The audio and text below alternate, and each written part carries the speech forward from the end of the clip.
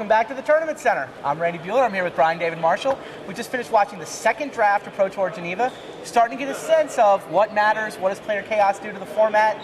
I watched the draft of Rich Hoaen. We'll take a look at Rich here drafting. The man, so it's sort of drafting with Rich with Brian and Randy at this point. And the man forced red-blue.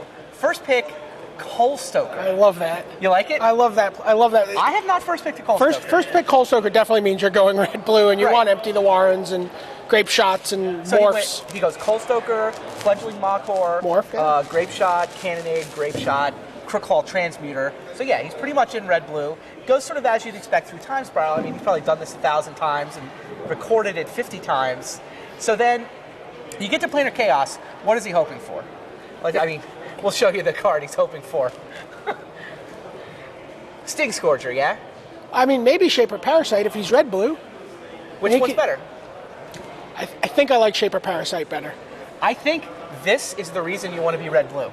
Like, the reason to force red-blue is the fact that's where the best comics line up. They're just so close, it doesn't even matter. You're happy to get either one. Are those 1-2 for Planar Chaos Commons? I'm not sure. I mean, I think Dead Gone.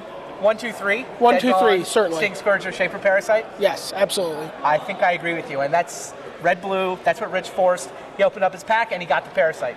So Parasite flipped to the front, gave the rest of the pack a cursory glance, and moved on. And then his next pack, take a look at it, Dead Gone. There's the other one of the top 3 comments you were talking about. Straight into the pile, exactly the way he scripted it. I think you can make an argument for Dead Gone as being even better than Sting Scourger in red. Really? Well, I mean, think about it. For 1 red, it kills the guy. And if you want to bounce the guy, well, you know what? For 1 more mana, you can do that too. And, I mean, you don't get the degeneracy of being able to bounce your Sting Scourger and white main line and then do all that kind of stuff. But just, if you got a straightforward deck that just wants to get a guy out of the way or kill a guy or do something, this card really does it. It does quite a bit. It could be better than Sting Scourger. I saw Andre Coimbra pass a number of Sting Scourgers in a deck that was red in this draft. Interesting. If we look at the next slide, you can see red's got some depth to it too. There's Rich Hoaen's pick number 3 and Brute Force. Pick number 4, he's got the red Tim and the blue Tim fighting together in the same deck. There's some depth there in addition to having the top end. Absolutely. I mean, one of the things you're really looking for, if you have something like an early pick like a Machor, you really want to think red almost immediately because of the Pyromancers in the 3rd pack, which are also fairly deep in most people's pick orders. I mean, we've already established probably the 3rd best common in red, 4th best common in red, 5th best, so you can get them fairly late too. So you watched the draft of Quentin Martin, yeah? I did watch Quentin Martin. Let's look at the next slide. Quentin opened up a Fathom Seer.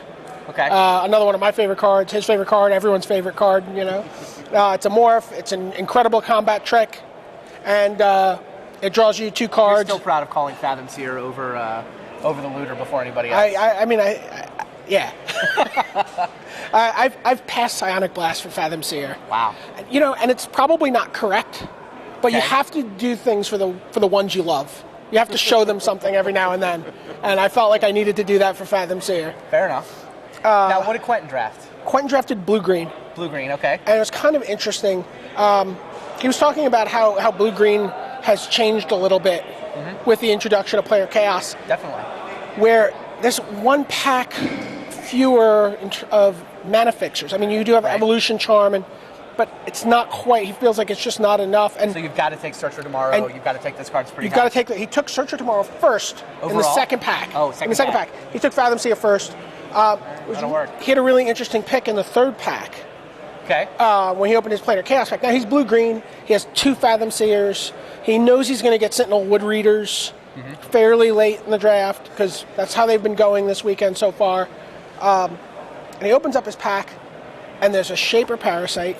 Okay. Which is, he doesn't have any removal. Yeah, he didn't get Rich's first pick. He felt red was cut off really hard. He was kind of like green-blue. Of course, he doesn't have any removal. But he would take removal. But he would have taken red had he seen it. Okay. Right, because he could splash it. He prioritized mana fixing. He's like, I'll take any late removal I can find. Yeah. The interesting thing though is with Planar Chaos, you don't have to go into red to get removal in your blue-green deck. If we look at the next slide, there's 2 different commons in Planar Chaos that give you they're removal spells. Right. The Shaper Parasite +2/-2, Erratic Mutation will at least deal effectively 2-3 damage. Almost always will deal 2. Yeah, and in blue-green, it's capable of dealing quite a bit more. Right. So suddenly blue-green has removal spells. Right. Player Chaos has thrown the color pie out the window. It's chaos. But the problem for Quentin is he only saw one Shape of Parasite and one erratic mutation in the draft. And he almost didn't take the Shape of Parasite. Okay. He really, really wanted to take Aeon Chronicler, which we talked about in an earlier update. Sure. He had 2 Fathom Seers. Again, he's expecting to get the Wood Readers. And he's like, boy, it's just going to get gigantic. Yeah. I'm just going to have these incredible combat tricks. And he may even be regretting it a little bit now because he just doesn't feel like his deck has any way to punch through. Okay. Like he has this blue-green deck, he has 2 removal spells, he has a couple of tricks. He's got a Strength in Numbers, he's got a Hailstorm, which is actually one of the old few green removals that was there. Sure. But he thinks it's a 1-2 deck. Like he said, the deck itself, like in the abstract, could certainly go 2-1, but not at pod 1. I mean, he's at the top draft table. Guys for 3-0. There are a lot of good players at 3-0.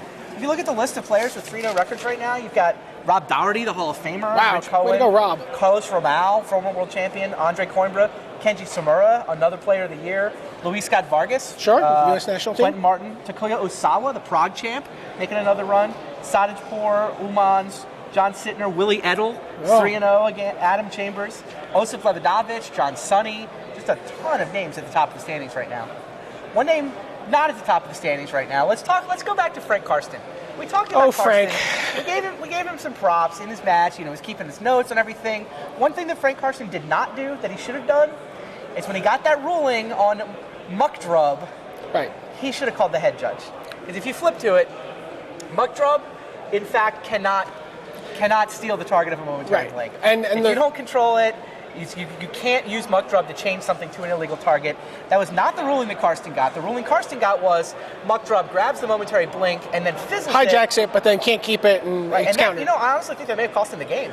I think it's fair to say that the Damnation may have just pulled it out anyway. Yeah, maybe. But would have won with. Regardless, it definitely was point blank. It was definitely not the head judge who gave the ruling. Right. And when you're in a tournament like this and you're playing for these stakes, if you're going to take the time to write down all the cards your opponent plays and you're going to be as deliberate as Frank is, then you really, I think, want to get it judge and double check any ruling that you don't feel comfortable with. Yep. So we got that one wrong. Yeah. Frank got that one wrong. Wanted to make sure you guys didn't get it wrong when it comes up. And if you're looking for an explanation why it can't work, head judge David Vaughan said, because it's in the FAQ. So there you go. So that's the scene. The second draft is over. The players are finishing building up their decks. Looks like we're going to get cranked up with round 4 feature matches momentarily. So hope you've been enjoying the Tournament Center. For Brian David Marshall, this is Randy Buehler. We'll come back to you later this afternoon.